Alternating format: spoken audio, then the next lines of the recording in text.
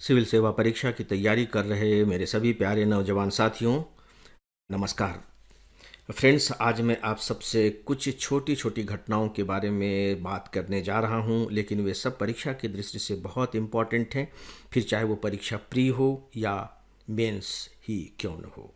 तो आइए शुरुआत करते हैं कि भारत को इस बात का श्रेय मिल गया है कि उसने अपने यहाँ विश्व के सबसे ऊंचे रेलवे पुल का निर्माण कर लिया है।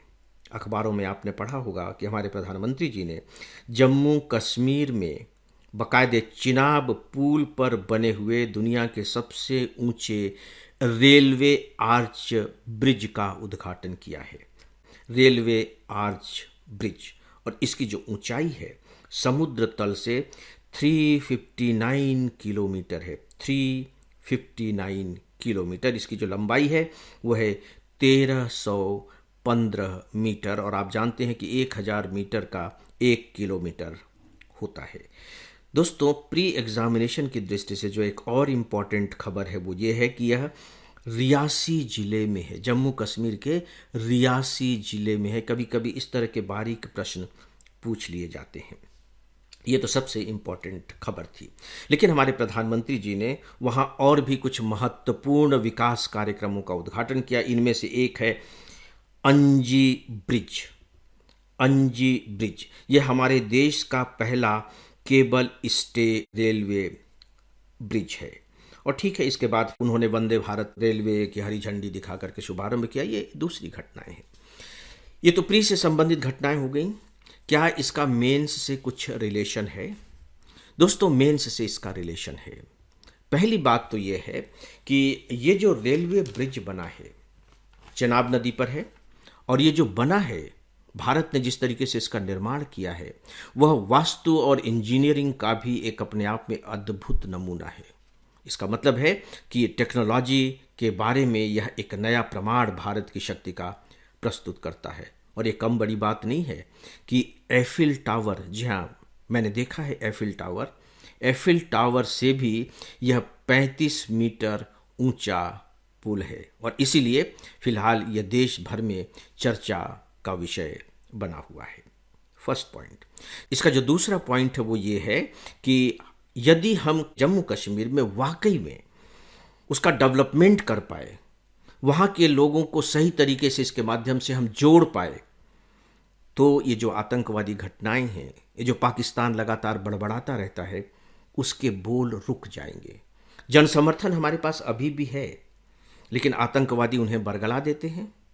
तो जब उनको दिखाई देने लगेगा, जो अब दिखाई देने लगा है, क्योंकि अभी जम्मू कश्मीर में जिस तरीके से पर्यटन का विकास हो रहा था उसी को बाधित करने के लिए तो वहाँ पहलगांव में आतंकवादी घटनाएं घटित की गई, क्योंकि वो जानते थे कि अगर जम्मू कश्मीर में इस तरीके से उसका आर्थिक विकास होता रहा तो लोग उनसे जुड़ जाएंगे, फिर उनको उससे अलग कर पाना मुश्किल होगा।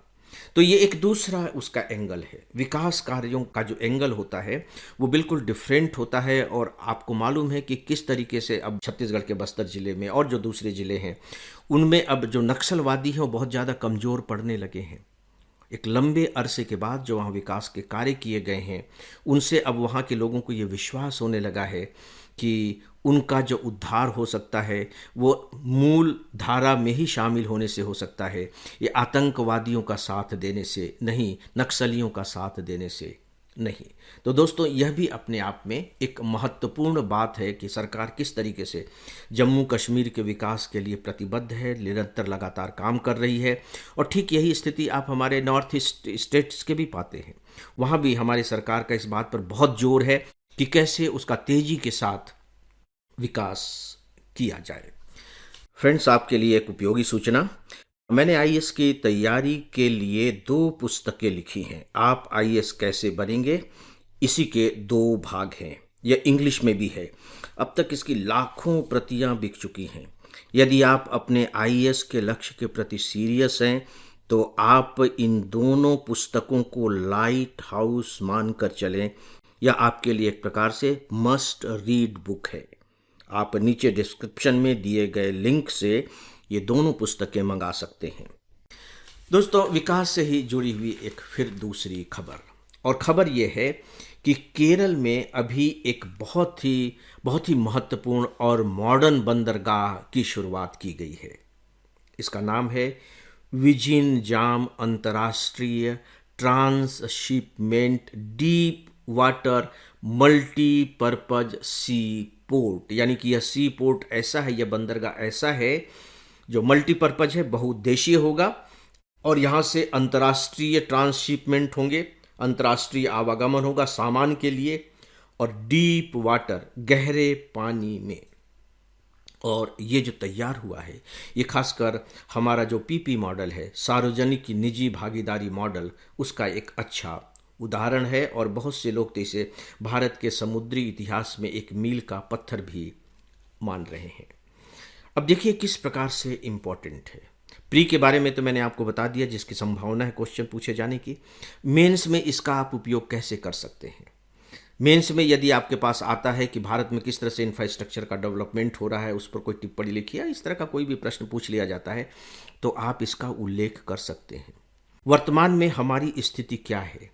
अभी इनबाउंड और आउटबाउंड ट्रांसशिपमेंट कार्गो जो होता है उसका लगभग 75% काम हम विदेशी बंदरगाहों पर से करते हैं। हम विदेशी बंदरगाहों पर निर्भर हैं। इससे वह निर्भरता हमारी विदेशी बंदरगाहों पर कम हो जाएगी।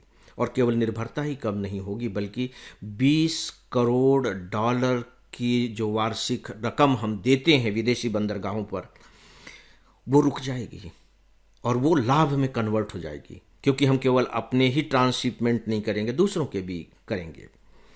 और दूसरा जो बहुत बड़ा लाभ होगा वो ये होगा कि इससे यूरोप, पश्चिम एशिया और जो फॉरेस्ट है, सुदूर पूर्व है, उसको जोड़ने वाला जो रूट है वो कम हो जाएगा। और जब रूट कम हो जाता है तो आप जानते हैं कि उससे बचत होने लगती है ट्रांसपोर्टेशन की, और जब ट्रांसपोर्टेशन की बचत होने लगती है तब आपके वस्तु की जो लागत होती है, लागत कम हो जाती है।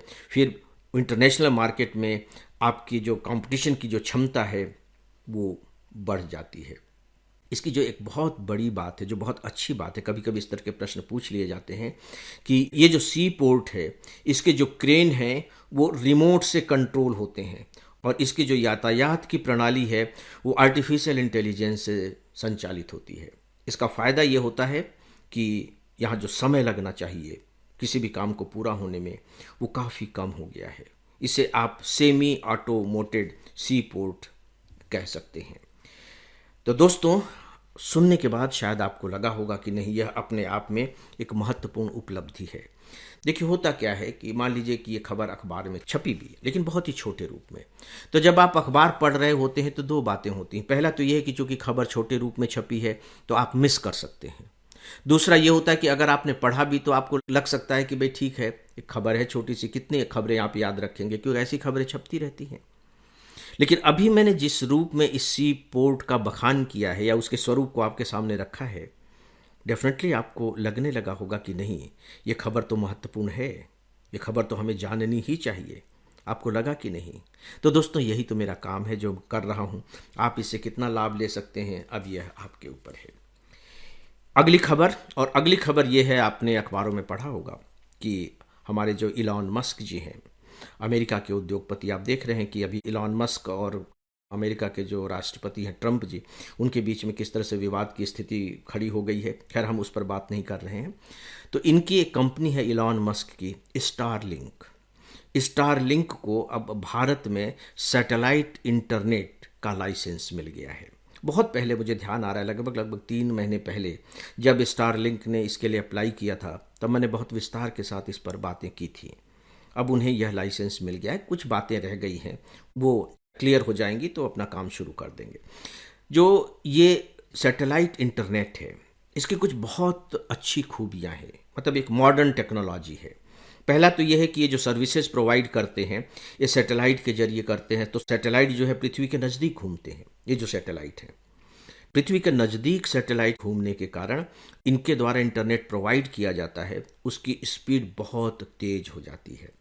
और हमारे लिए जिस मायने में ये सबसे ज़्यादा फ़ायदेमंद होगा, और भारत सरकार की दृष्टि में शायद यही बात सबसे महत्वपूर्ण भी थी कि इस सैटेलाइट की सर्विसेज से हमारे जो ग्रामीण और दूर दराज के क्षेत्र हैं वहाँ हाई स्पीड का इंटरनेट पहुँच सकेगा। हाई स्पीड का इंटरनेट, वहाँ हाई स्पीड के इंटरनेट की पहुँच नहीं के बराबर है। और आपने पढ़ा होगा कि कुछ ही दिनों पहले सुप्रीम कोर्ट ने यह बात कही है कि जो इंटरनेट सर्विसेज हैं इसे प्राप्त करना हमारे देश के नागरिकों का मौलिक अधिकार है।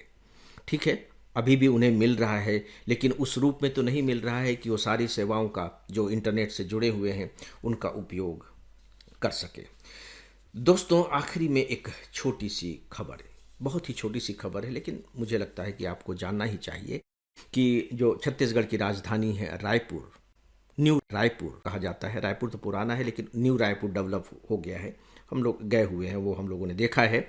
तो वहाँ भारत का पहला artificial intelligence special economic zone बनने जा रहा है। स्पेशल इकोनॉमिक जोन तो आपने पढ़ा है, सेज जिसे आप कहते हैं, ये स्पेशल इकोनॉमिक जोन है और ये आर्टिफिशियल इंटेलिजेंस के लिए है, स्पेशली इसी के लिए है। तो सीधी सी बात है कि आर्टिफिशियल इंटेलिजेंस से जुड़े हुए जो भी ऑपरेशंस होते हैं वो यहाँ किए जाएंगे। एक छोटी सी जानकारी आपके लिए है। तो दोस्तों, इस विषय पर बस इतना ही, और इसी के साथ ही आज के इस डेली ऑडियो लेक्चर को समाप्त करता हूँ। नमस्कार।